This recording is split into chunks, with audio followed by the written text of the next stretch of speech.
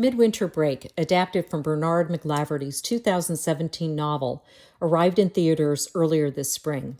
It's a quiet, deliberate drama anchored by the lived-in performances of Lesley Manville and Ciarán Hinds, who play Stella and Gerry, a long-married couple navigating the emotional terrain of their later years.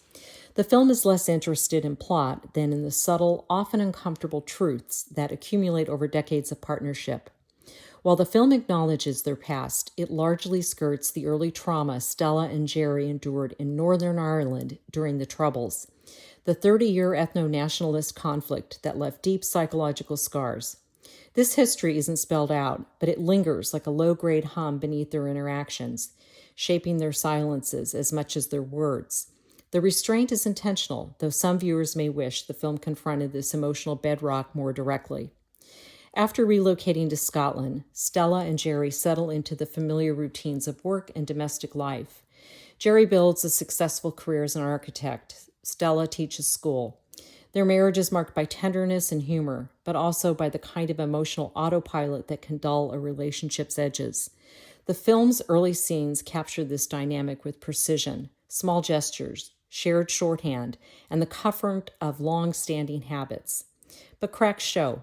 Stella's restlessness grows, and Gerry's drinking becomes a numbing ritual.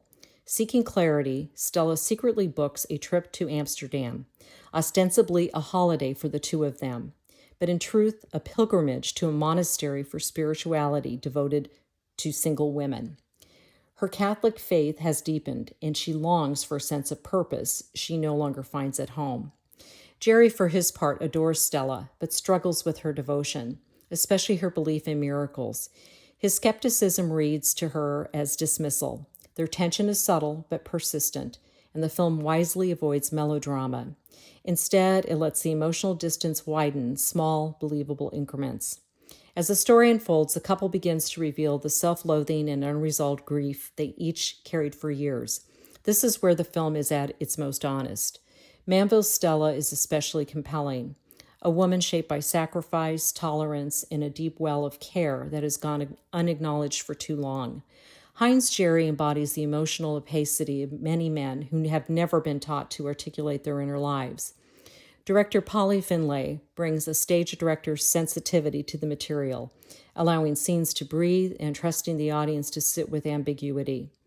Her Amsterdam is an atmospheric without being showy, a city that mirrors the couple's internal disorientation. She also resists the temptation to over-explain, leaving viewers to draw their own conclusions about what Stella and Gerry owe each other and themselves. The film's greatest strength is its restraint.